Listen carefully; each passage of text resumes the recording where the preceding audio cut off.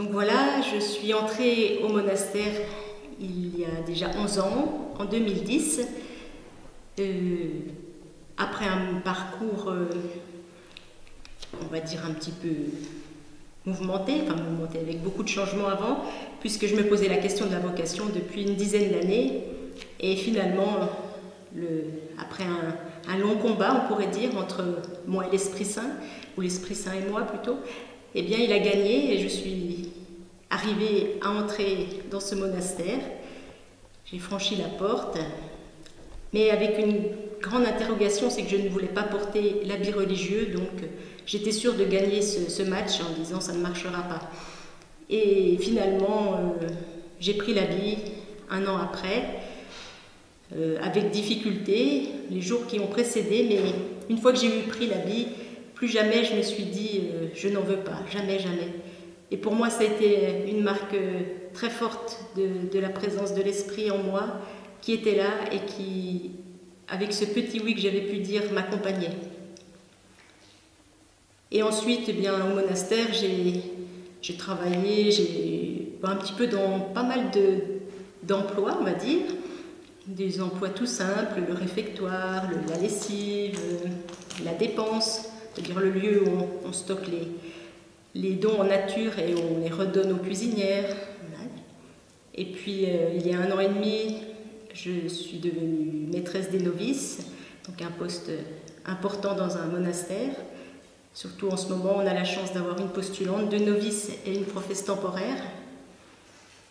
Et donc jusqu'au 31 mai, jour des élections, et la communauté m'a élue abbesse. Je ne peux pas dire que je m'y attendais, pas du tout, puisque je suis la dernière professe solennelle. Et donc quand j'ai entendu mon nom sortir, eh bien, je me suis un petit peu demandé ce qui m'arrivait. Je me suis dit, oulala. Donc j'ai eu il paraît, j'ai soufflé un petit peu, j'étais un petit peu perdue, mais en moi, je devais dire oui. Donc je me suis levée et j'ai dit oui, avec l'aide de mes sœurs, comme j'ai dit, et la grâce de Dieu, pour répondre à cette mission qui m'était confiée. Pour moi, je m'étais engagée par la profession solennelle à être au service de cette communauté, donc il n'y avait aucune raison que je dise non aujourd'hui.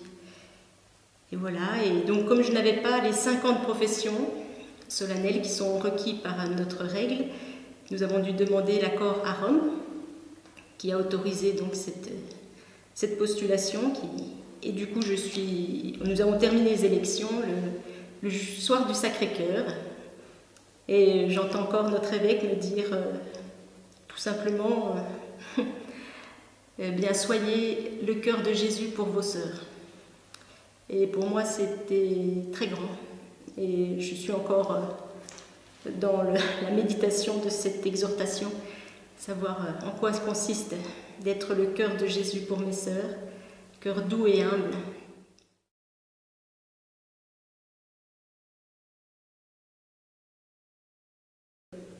Pour l'élection, les sœurs élisent l'abbesse en premier, donc chaque sœur peut être élue. Il n'y a pas de campagne avant les élections. Et puisqu'en fait, être abbesse, comme nous le rappelle Claire dans sa règle, c'est être la servante de ses sœurs.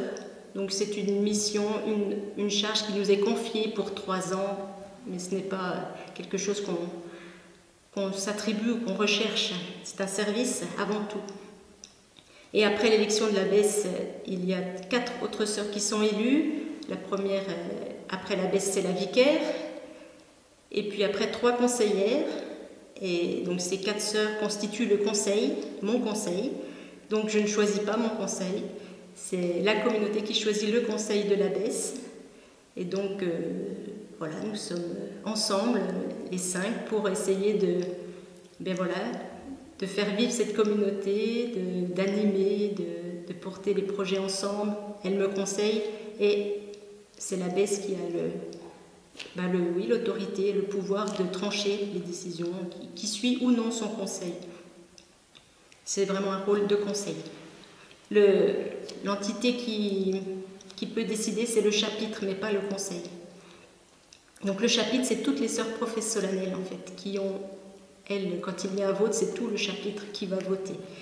Et puis donc pour 3 ans, ce mandat de 3 ans est renouvelable une seconde fois et 2 autres fois encore, avec des conditions un peu plus particulières pour le 3e et 4e mandat.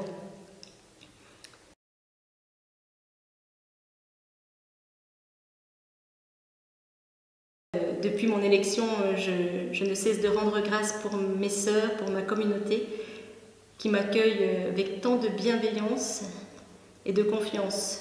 J'ai pu, dès la première semaine, toutes les rencontrer pour un temps gratuit d'échange en tant qu'abbesse. Et ça change la relation tout de suite. Et j'ai vu combien dans leur partage est simple et profond à la fois, elles m'ont donné leur confiance. Et c'est très beau. Et je suis vraiment touchée et presque émue de l'attitude de mes sœurs. Et puis je sens aussi beaucoup de soutien. Je suis la plus jeune, mais voilà, elles m'encouragent, elles sont là, vraiment présentes. Et c'est là, je me dis, on fait vraiment une communauté. Je ne suis pas l'abbesse et des sœurs, on est ensemble. Et pour moi, c'est encourageant pour la suite de pouvoir construire ensemble quelque chose. Et pas mes petites affaires de mon côté, c'est communautaire. Et donc pour la suite, là, nous sommes quand il y a un changement d'abbesse, ça veut dire qu'il y a des changements aussi de mission pour les autres sœurs, changement d'emploi, de service. Donc c'est mon premier travail avec le conseil de remettre tout ça entre les mains du Seigneur pour qu'il nous guide, pour qu'on puisse trouver ce qui est bon pour notre communauté. Et puis je vais devoir aussi partir, même si je suis une sœur cloîtrée, partir visiter nos sœurs de Montpellier, puisqu'on a 3 sœurs en EHPAD à Montpellier. Donc je vais aller les visiter le plus rapidement possible. Et puis aussi nos sœurs de Nice, puisque depuis le mois de janvier, février, elles sont affiliées à notre communauté. Elles ont demandé l'affiliation et on a accepté cette affiliation. Donc je deviens de ce fait leur abbesse. Et nous enverrons une sœur, sœur Claire-Elisabeth partira en octobre à peu près pour être la supérieure locale.